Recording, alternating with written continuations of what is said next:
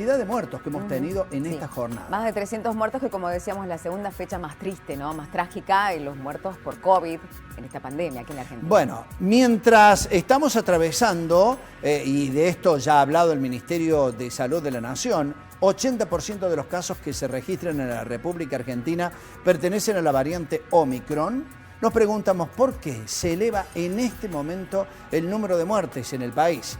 Bueno, vamos a saludar al doctor Humberto Debat, es virólogo, y vamos a hablar precisamente con este profesional sobre este tema. Debat, un placer saludarlo. ¿Cómo está? Buenas tardes.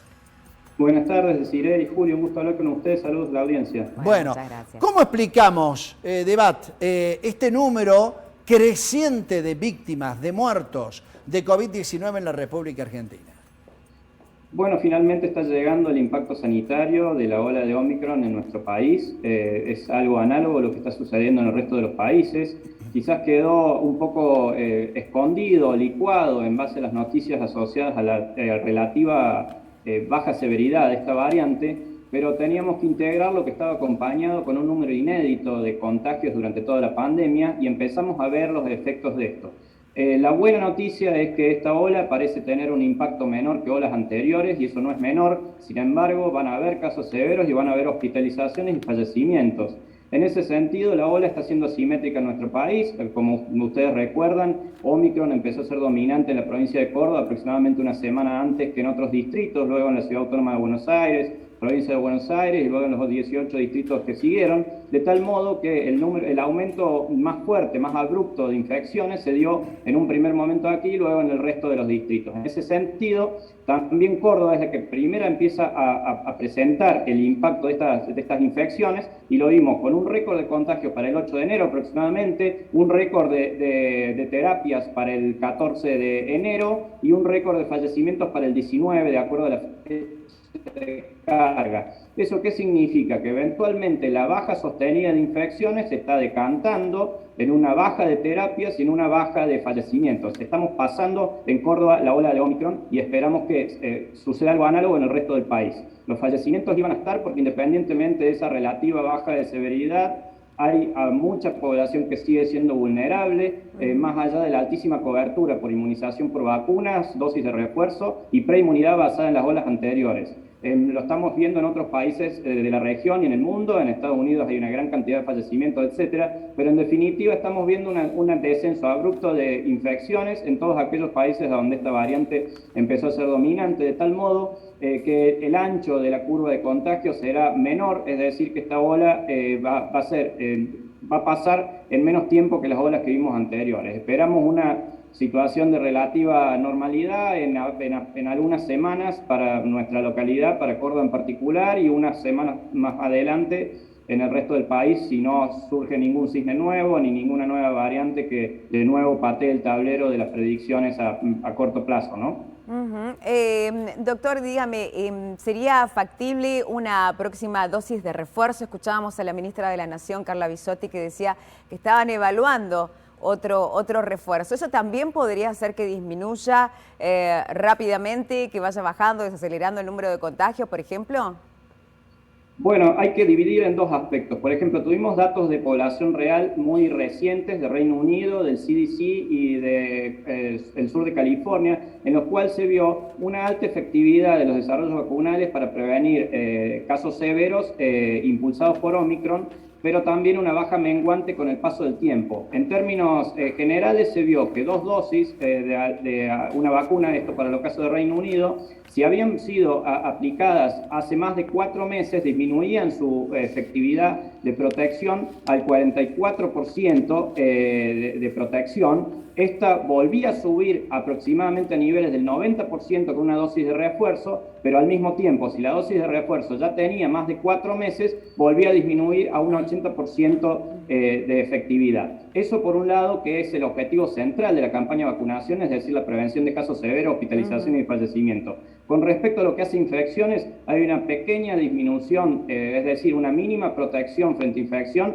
pero es casi despreciable en el sentido de que estamos viendo claramente que las personas no están siendo protegidas para infección por esta variante que tiene gran capacidad de evasión y escape inmune. Hay distintas disyuntivas, las alternativas a mediano plazo tienen que ver con la actualización de los desarrollos vacunales, con vacunas específicas para Omicron, la posibilidad de preparaciones multivalentes, es decir, con versiones específicas para Omicron, pero también manteniendo las de otras variantes de preocupación, y luego más a mediano plazo vacunas que tengan que ver desarrolladas para pancoronavirus, es decir, que no solo puedan generar protección para distintas variantes, sino para virus similares. Y también en el segundo objetivo que tiene que ver justamente con el intento de disminuir la circulación viral, es decir, para protegernos de las infecciones, hay desarrollos que están buscando, por supuesto, el desarrollo de inmunidad mucosal o esterilizante, es decir, con aplicación nasal de preparados que generen algún tipo de protección en el tracto respiratorio superior y entonces de esa forma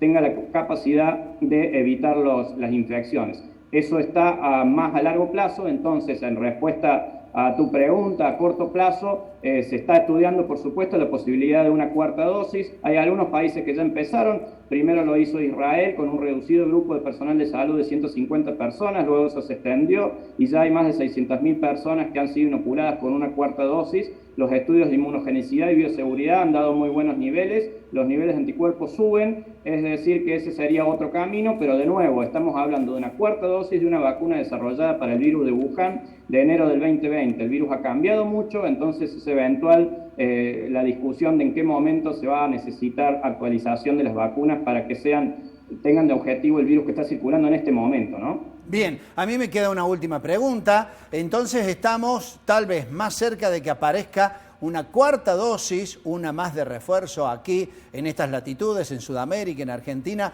antes de que aparezca, por ejemplo, la famosa píldora anti-COVID que la Unión Europea ha aprobado precisamente, la que está fabricando Pfizer. En definitiva, el paisaje epidemiológico, como mencionaba antes, es muy probable que en pocas semanas empecemos a tener un contexto mucho más favorable y baja circulación viral, baja exposición y por lo tanto bajas probabilidades de contagio. Veremos qué pasa para el invierno, por supuesto que a más de 2 semanas de distancia es muy difícil predecir qué va a suceder.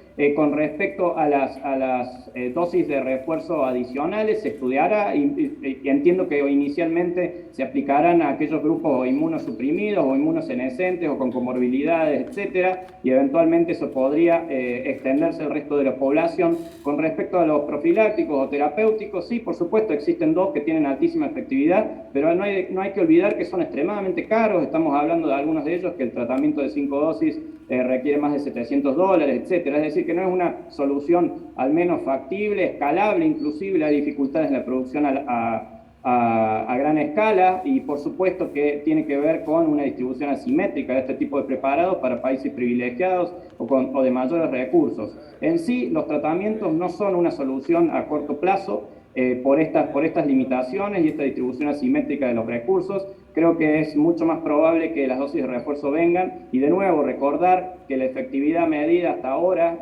con dosis de refuerzo sigue siendo extremadamente alta para protegernos de casos severos, hospitalizaciones y fallecimientos, que es el objetivo central. Estas vacunas son para COVID-19, es decir, son para la enfermedad, no para SARS-CoV-2, que es el virus. Es decir, que están diseñadas específicamente para protegernos de la enfermedad y no de las infecciones.